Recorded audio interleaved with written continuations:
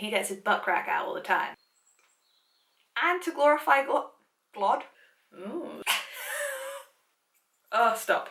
Hi weirdos, welcome back to another monthly favourite video where I share with you some of the things that are benefiting me in my walk with Jesus, my journey to a better body image, and just some extra stuff that I'm loving lately, like books and podcasts and TV shows. And as I stated in my last video, I'm going to be covering 3 main categories: self-care, entertainment, and personal growth. So firstly, in the category of self-care, the first thing I've been loving is this.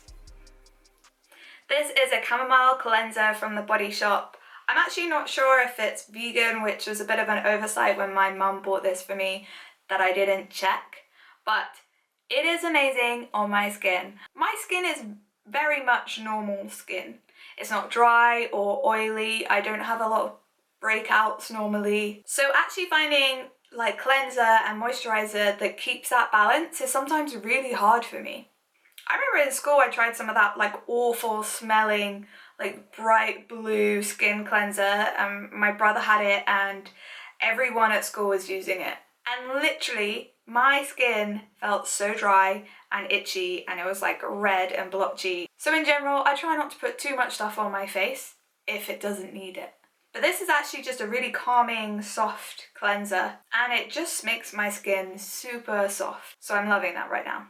The second thing I'm loving in self-care right now is this, matcha tea. I was actually bought a matcha tea set by my best friend Lydia for Christmas, and because we've been renovating our kitchen I haven't been able to open it up and use it in my morning routine yet, but now we've finished renovating our kitchen, I've actually started and I love it. Like, there's so much about matcha that's good for you. It's a natural antioxidant, it boosts your metabolism, it has lots of vitamins in it like vitamin C and zinc, and apparently it helps to fight against loads of stuff like cancer and heart disease and type 2 diabetes, so it's pretty good for you and it's delicious.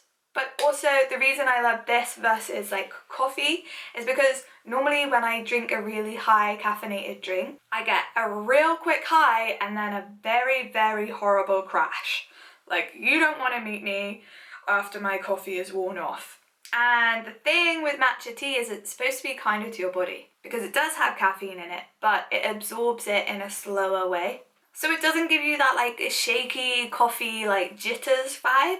It just like aids your concentration and your good vibes. That sounds a little bit hippy dippy, but the real science behind it is that unlike coffee, matcha has L-theanine. I don't know, it might be I-theanine. No, it's L-theanine, which can promote calmness and help combat like the physical signs of anxiety and stress on your body. So all in all, it's a beautiful thing. I love having a good ritual for my morning. I know that some people like to be able to just like get up, run out the door, start the day, but because I've been trying to implement more like restful practices into my day, spending time making my morning bev has actually become like such a beautiful like time in my day. I feel like I'm doing like art attack hands right now, like, oh, this is an art attack. Oh, stop. Anyway, this ritual I've been enjoying it a lot because it takes a little bit longer than just making a cup of tea. And what I found is I feel like there's more intention to the day when I start my day a little bit slower.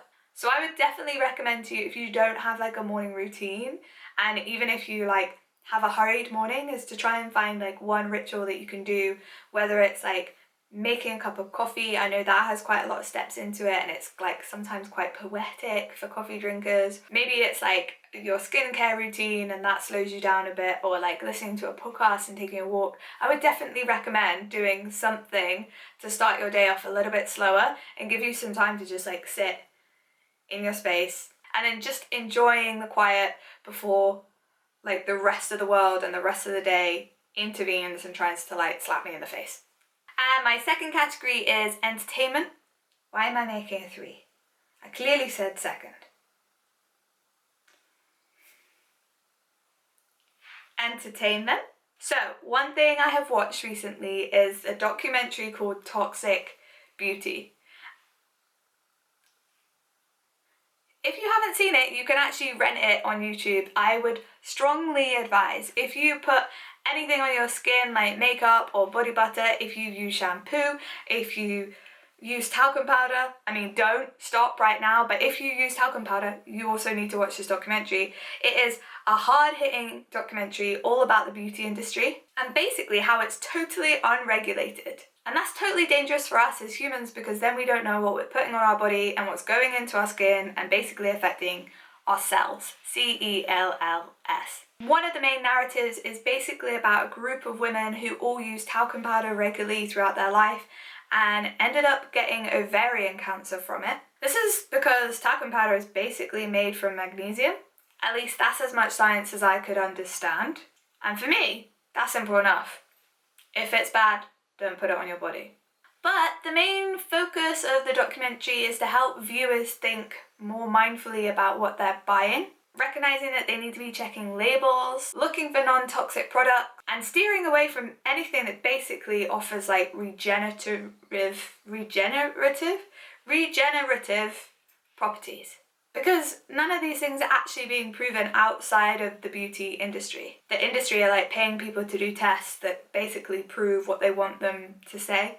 It's all biased, and we basically can't trust it. I mean, honestly, this documentary hasn't changed my life that much. I don't use a lot of products, but it did make me kind of go through our like bathroom cupboard and just chuck away anything with parabens in it, anything that basically is connected to magnesium or like formaldehyde if it's got that in it, and basically anything else with just like toxic no-go chemicals. Our cupboard is very empty now. And actually that suits me just fine because I've been thinking about how we could be a more like chemical-free home and have a bit more like natural stuff going on in our kitchen and in our bathroom. So I've been looking for alternative to cleaning supplies and products, as well as like figuring out how to be more minimal and intentional with the stuff that we actually put in our cupboards. So this documentary definitely gave me a good platform from which to jump off. I would definitely recommend it to like literally anyone who puts anything on their skin, which is probably everyone. The second thing I've been enjoying is a book called The Future of Feeling. It is a challenging read. It's basically all about how technology can either aid us in growing in empathy and other soft skills, or can basically make us ignore it completely. It's probably no surprise to anyone who has used Facebook or any social media platform that there is a huge opportunity for like connection, community, and sharing. At the same time as there is an opportunity for like trolling, negativity, and loneliness. And this book is all about the research that shows what soft skills that children and adults are basically effectively unlearning through using technology. Obviously there's no magical fix. People are going to do great and awful things in their life, whether it's in the physical realm or if it's on the social media place. The internet. People are going to do awful things on the internet. We all know it.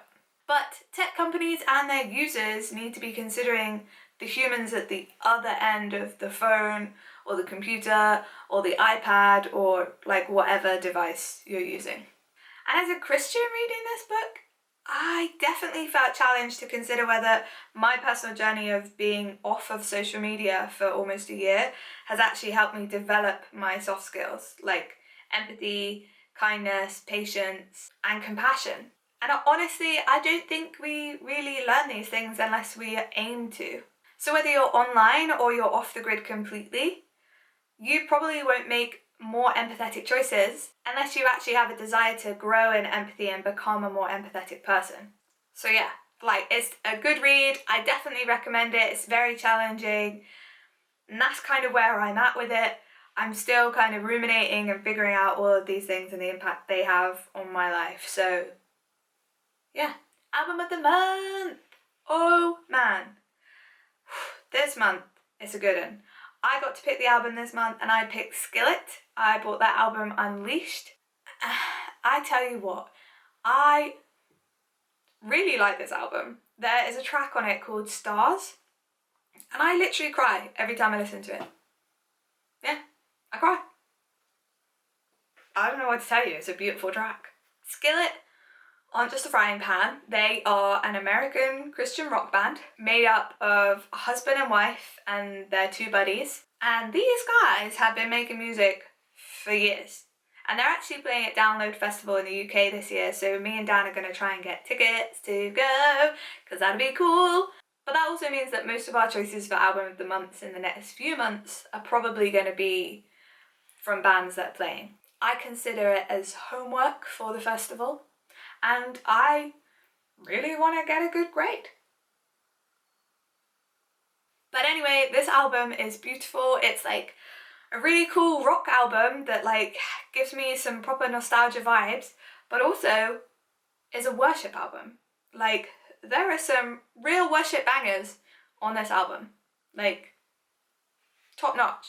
4 Heads of My Husband. I'm going there. Okay, and the last category is personal growth. So in this category I talk about anything that's helping me in my faith, whether it's like habits or rituals or faith podcasts or faith books. Basically anything that makes me more like Jesus or makes me more in touch with the presence of God. Okay, now there are a couple of podcasts that I've really been enjoying lately. One is called the Naked Marriage Podcast. Fair warning, this podcast is not for the prude. If you're one of those people who thinks that like sex is something that God is like trying to like whisper about and like despises and like is a bit like, you need to listen to this podcast and have your views challenged, my friend. Because it's a clear, honest conversation about sex in detail and how it was made by God for us to enjoy in our marriages, to bring us close together and to glorify God. And it's also just really, really fun. It's not like just a woman speaking, it's a husband and a wife, so there's definitely a male perspective there too. It's not like cringe or like embarrassing. They're quite a cute couple and they're funny and he gets his butt crack out all the time and I think that's hilarious. So I probably undersold it now. Just give it a listen. The second podcast I've been loving is called Famous at Home. Now something I'm always looking for is a podcast that makes me feel like I have more married friends. That sounds sadder than I intended. Yeah. I mean, I guess I don't really have that many married friends, whether like young or old. And the friends I do have that are married, I love them. I love you. But we're not always just talking about our marriages in the context of like marriage ministry, you know? So I'm always just looking for a banging podcast that's going to fill that hole in my life for marriage mentoring and like guidance and advice. And the Famous at Home podcast is literally that. They have like this catchy, like super American catchphrase that goes like, the best red carpet you'll ever walk down is the door to your own home. I know I butchered the accent, but I've also probably ruined the catchphrase too. So I'm sorry. But it is really quite a good podcast. They talk all about how to prioritize your marriage, why that's important, for the sake not only of like your personal well-being, but also the well-being of your husband, your friends, your family, your relationship with God, your future, and your health. It's really good, trust me. I like it. And I have one last thing to talk about that I've been loving lately, and that is journaling. Well, I've not actually been journaling. Basically, my husband and I do weekly journaling. We've done this for like over a year. We were inspired by the marriage journal. Now, the premise of the marriage journal is that you meet together every week and you go over the same questions. Basically, this helps you keep up to date, helps you to connect on an emotional level, and helps you to practice like making time for like awkward discussions, but also like time to pray. And I love journaling with Dan. It's like one of my favorite times of the week. It literally feels like date night. And as much as we love the marriage journal, which I will link in the description below because I've recommended it to literally every married couple ever, we've actually decided to just make our own. So we've been spending the last few weeks not only renovating our kitchen, but also working on making a journal together that's going to have like vision setting and seasonal intention, and then weekly journaling pages, but also quarterly and annual summits. Now, the summit is basically a more in-depth list of questions that basically help you like appreciate the whole of your year, as well as we like to do it quarterly as well, so we can stay like in rhythm and in step with each other, not only just to like reflect on what's gone already and what our biggest like wins and losses were, but also to like cast our vision for the future, decide what our plans are for the next season, decide what we want, what date nights we want to go on, what we're going to do to show each other like gratitude. It's basically like a really organized way to make sure that the other person in your relationship feels loved, feels valued, and feels recognized for their experience of their life together with you. I love it. I think it's so great. I cannot recommend the marriage journal enough because it's just a really great way to get deep with your like significant other. If you want to make one yourself, you should. Like, it's a really fun project for anyone that is like creative and organized and just loves asking questions. That's me.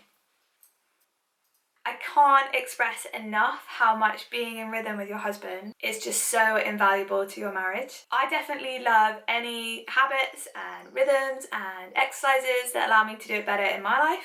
So if you guys have any habits or rhythms that help you and your husband or your wife connect on a deeper level, I want to hear about them. Let me know in the comment section below, please. But also let me know if you have any for your personal life, any rituals or habits or books you like to read. I would love to hear them. And if you like this video, don't forget to hit that thumbs up button and don't forget to hit the subscribe button and you will see more of me. That is the end of the song. And I'll see you guys next time. Bye. For now. Whoa, that was so weird. I forgot to say my like end catchphrase. I just said bye. Well, bye for now.